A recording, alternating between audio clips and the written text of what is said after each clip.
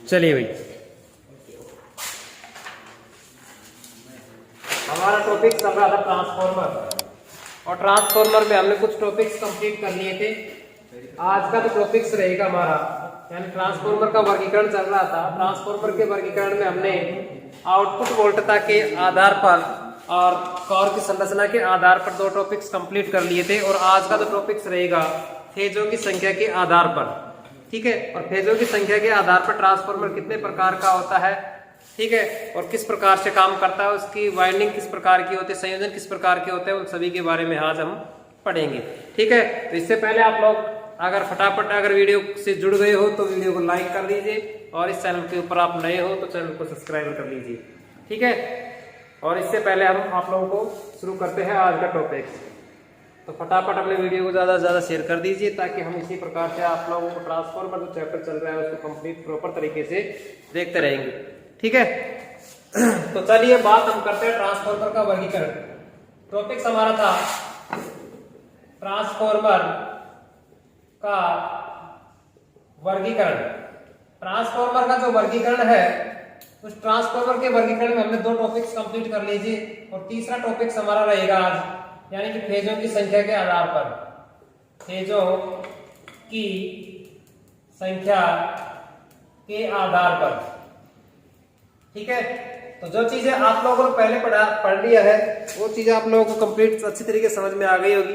अगर जिसने नहीं देखी है तो आप लोग अपने YouTube चैनल पर जाकर पूरी क्लास, जो ट्रांसफॉर्मर जो चैप्टर चल रहा है शायद छठी क्लास है, ठीक है, तो पूरी 5 क्लास आप लोग अच्छे तरीके से देख सकते हो, क्योंकि अगर ये चीजें आप लोग पिछली क्लास नहीं देखोगे तो कोई चीजें आगे की चीजें समझ में नहीं आएगी। ठीक है, तो बात हम करते हैं यहाँ पे फेजों की संख्या के आधार पर। फेजों की संख्या के आधार पर ट्रांसफॉर्मर दो प्रकार का होता है। कितने प्रकार का होता है? दो प्रकार का, जिसमें हमारे पास होता है, एक होता है सिंगल फेज और दूसरा होता है 3 फेज। ठीक है, बात हम यहाँ पे सिंगल फेज की करते हैं। तो सिंगल फेज में जैसे मान लिया कि एक तार हमारे पास फेज होता है और दूसरा न्यूट्रल होता है। ठीक है, और ट्रांसफॉर्मर की बातें हम यहाँ पे करते हैं, तो ट्रांसफॉर्मर के अंदर एक ही हाई वोल्टेज की लाइन दी जाती है, जिसमें एक ही तार दिया जाता है इनपुट पावर के लिए। ठीक है, और दो तार हमारे पास आउटपुट में निकलते हैं ना, तो जिसमें ट्रांसफॉर्मर का एक ऐसी संरचना है जो है ही क्या करता है, एक न्यूट्रल पॉइंट बनाता है। ठीक है, ये चीज आप लोगों को पता है कि संयोजन भी हमारे पास इसी प्रकार से होता है कि ट्रांसफॉर्मर की प्राइमरी वाइंडिंग को हम डेल्टा संयोजन और सेकेंडरी के अंदर स्टार संयोजन होता है, और स्टार के अंदर ही क्या होता है, न्यूट्रल पॉइंट से निकाला जाता है। निकालते हैं ना, अगर डेल्टा सेकेंडरी होगी तो न्यूट्रल पॉइंट नहीं निकल पाएगा। ठीक है, तो इस प्रकार से हम कह सकते हैं कि ट्रांसफॉर्मर का सिंगल फेस होता है, और सिंगल फेस हमारे पास 250 वोल्टेज होता है ना, उस 250 वोल्टेज सिंगल फेस के लिए, और 3 फेस के लिए अगर बात करते हैं तो 440 वोल्टेज हमारे पास अवेलेबल होता है। ठीक है, तो जैसे अगर ट्रांसफॉर्मर के इसमें हम बात यहाँ पे करते हैं कि यहाँ पे डिस्ट्रीब्यूशन ट्रांसफॉर्मर का प्रयोग किया जाता है। कौन से ट्रांसफॉर्मर का प्रयोग करते हैं हम? डिस्ट्रीब्यूशन ट्रांसफॉर्मर का प्रयोग करते हैं, ताकि हम आराम से सप्लाई के वोल्टेज के मान को क्या कर सकते हैं, हम कम या ज्यादा कर सकते हैं। ठीक है, तो हमारे पास हम लिखते हैं कि फेजों की संख्या के आधार पर यह मुख्यतः दो प्रकार के होते हैं। दो प्रकार के होते हैं। ठीक है, जिसमें पहला है single phase transformer. Single phase transformer की बात हम यहां पे करते हैं कि ये सिंगल फेज ट्रांसफॉर्मर यह सिंगल फेज ट्रांसफॉर्मर की संरचना के आधार पर बनाया जाता है। ठीक है, इसी प्रकार से हम बात करते हैं इस ट्रांसफॉर्मर की प्राइमरी वाइंडिंग डेल्टा में तथा सेकेंडरी वाइंडिंग स्टार में संयोजित की जाती है। ठीक है, यानी इसकी प्राइमरी डेल्टा में और सेकेंडरी स्टार में होती है। इसी प्रकार से न्यूट्रल पॉइंट निकाला जाता है। इस ट्रांसफार्मर की वोल्टेज क्षमता सिंगल फेज प्रकार की होती है, जो 250 वोल्ट वोल्टेज पर कार्य करता है। ठीक है, ये भी इस पे हमारे पास सिंगल फेज, जैसे मान लिया कि हमारे पास सिंगल फेज ट्रांसफार्मर का मतलब यहाँ पे जैसे अपने घरों में जो घरों के अंदर जो उपकरण चलाए जाते हैं वहां पे हम सिंगल फेज सप्लाई का प्रयोग किया जाता है। ठीक है, और सिंगल फेज सप्लाई हमारे पास जैसे घरों के अंदर जैसे कोई भी मोटर होती है, सिंगल फेज मोटर होती है, पंखा होता है, कूलर होता है, बल्ब होता है, सारी किस प्रकार की सप्लाई के अंदर कार्य करता है, सिंगल फेज सप्लाई के अंदर कार्य करते हैं। ठीक है, ज्यादा कुछ इसके अंदर खास बात नहीं होती है। नंबर 2 हमारे पास आता है 3 फेज ट्रांसफार्मर। 3 फेज ट्रांसफार्मर के अंदर अगर हम बात करते हैं, एक लाइन और लिख लीजिए इसके अंदर, इस ट्रांसफार्मर के अंदर एक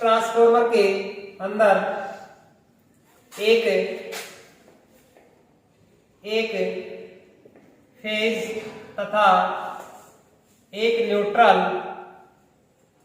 होता है। ठीक है, बात हम यहाँ पे 3 फेज की करते हैं। 3 फेज के अंदर अगर बात हम करते हैं यहाँ पे, तो 3 फेज ट्रांसफार्मर जैसे हमारे पास 3 फेज जो मोटर होती है, अल्टरनेटर जनरेटर जो भी 3 फेज कार्य करता है, जैसे 3 फेज मोटर होती है, 3 फेज मोटर के अंदर अगर हम बात करते हैं तो यहाँ पे हमारे पास 3 फेज होते हैं। कितने फेज होते हैं? 3 फेज होते हैं और एक न्यूट्रल होता है। 4 पॉइंट निकल के आते हैं। इनपुट पावर हमारे पास ट्रांसफार्मर के अंदर 3 तार दिए जाते हैं। जैसे हमारे पास यहाँ पे हम बात करते हैं कि जैसे ये हमारे पास ट्रांसफार्मर है। ठीक है, ये क्या है? ये हमने वाइंडिंग स्थापित कर रखी है।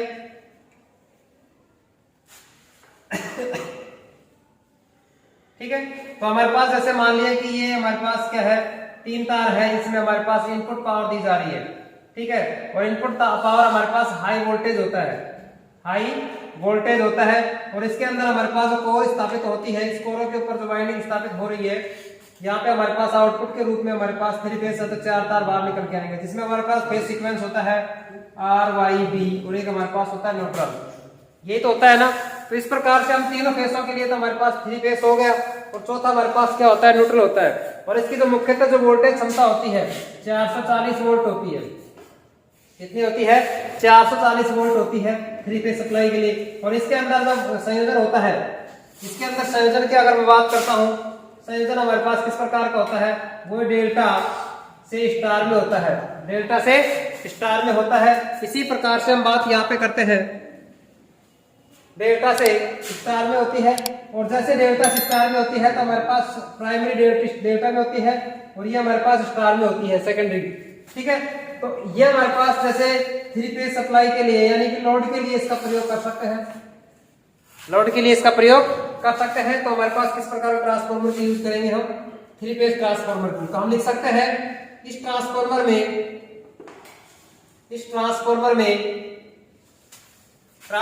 के अंदर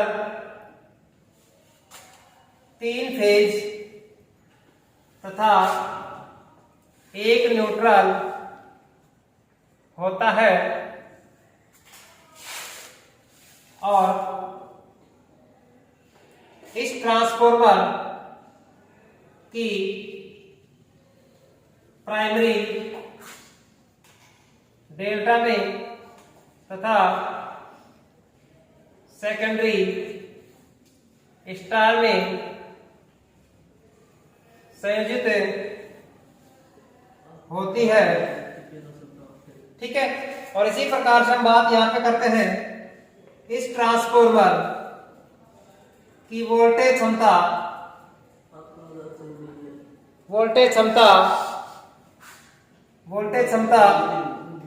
3 फेज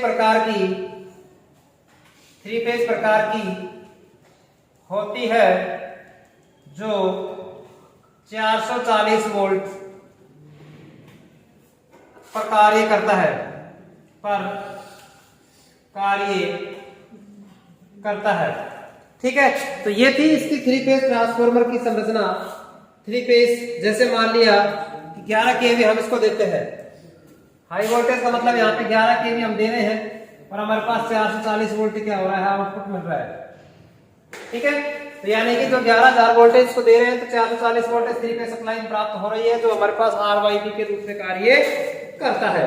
ठीक है, और दूसरी बात, हम इस ट्रांसफार्मर के अंदर 3 फेज ट्रांसफार्मर के अंदर जो कोर होती है, वो कोर हमारे पास किस प्रकार की होती है, सेल तथा कोर टाइप की होती है। ठीक है, इसी प्रकार से हम दोनों प्रकार हम बात कर सकते हैं कि यानी कि कोर तथा सेल प्रकार के ट्रांसफार्मर में इसका प्रयोग किया जाता है। ठीक है, तो इसी प्रकार से दोनों ट्रांसफार्मर का जो वर्गीकरण हम कर रहे हैं वो 2 प्रकार से हमारे पास है, सिंगल फेज और 3 फेज। ठीक है, तो इसी प्रकार से ये टॉपिक्स चीजें आप लोगों को क्लियर समझ में आया होगा। ठीक है, तो फटाफट इसको उतार लीजिए, और उतारने से पहले आप लोगों सभी से गुजारिश है कि आप लोग इस चैनल के ऊपर नए हो तो चैनल को सब्सक्राइबर जरूर करिए। ठीक है, और ज्यादा से ज्यादा अपने यार दोस्तों के साथ वीडियो को शेयर करें। ठीक है, और लाइक करें। ठीक है, आज की इस क्लास को हम यही समाप्त करते हैं, मिलते हैं नेक्स्ट क्लास के अंदर नेक्स्ट टॉपिक के साथ। ठीक है, धन्यवाद।